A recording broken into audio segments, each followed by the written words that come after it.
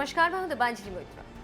पिछले 7 से 8 महीने से चीन और भारत की तनातनी जारी और दोनों ओर की सेनाएं लद्दाख से लेकर गलवान तक और अरुणाचल प्रदेश से लेकर उत्तराखंड तक मोर्चा संभाले हुए। भारत चीन की हर हरकत का मुंहतोड़ जवाब देने के लिए तैनात है। उसी का नतीजा है कि भारत ने चीन की नापाक हरकत को 29 और 30 अगस्त को बड़ी बुरी तरह ध्वस्त कर दिया और चीन को मुंह की खानी पड़ी।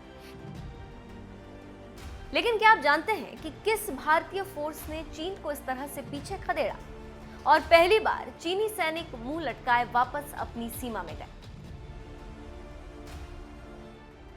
जी हाँ, अगर आप नहीं जानते तो आज हम भारत के उस बहादुर फोर्स के बारे में बताने जा रहे हैं जिसने पेंगोंग में चीन को मुंहतोड़ जवाब देते हुए पीछे धकेला।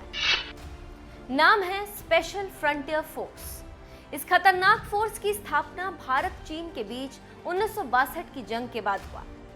इसके लिए इंटेलिजेंस ब्यूरो ने एक एलीट कमांडो यूनिट की डिमांड तेज कर दी। मकसद था एक ऐसी फोर्स तैयार करना जो किसी और युद्ध की स्थिति में चीनी सीमा को पार करके खुफिया ऑपरेशंस कर सके।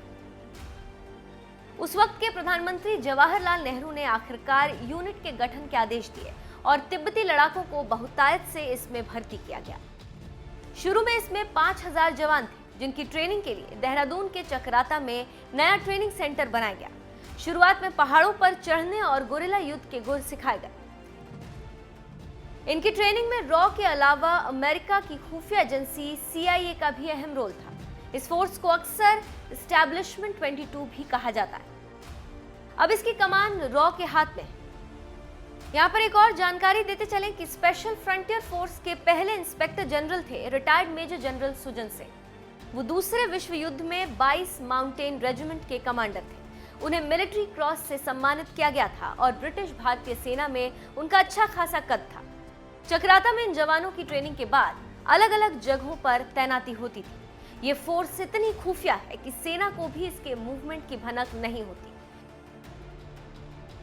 ये सुरक्षा महानिदेशालय के जरिए सीधे प्रधानमंत्री को रिपोर्ट करती। इतनी सीक्रेट फोर्स के जवानों को बहादुरी दिखाने पर सार्वजनिक रूप से सम्मानित भी नहीं किया जा सकता। तो आप समझ सकते हैं कि ये फोर्स कैसी है और इसका निर्माण कैसे हुआ और ये क्या कर सकती है। इसी फोर्स ने 29-30 की रात को चीनी सैनिकों को धूल चटा दी।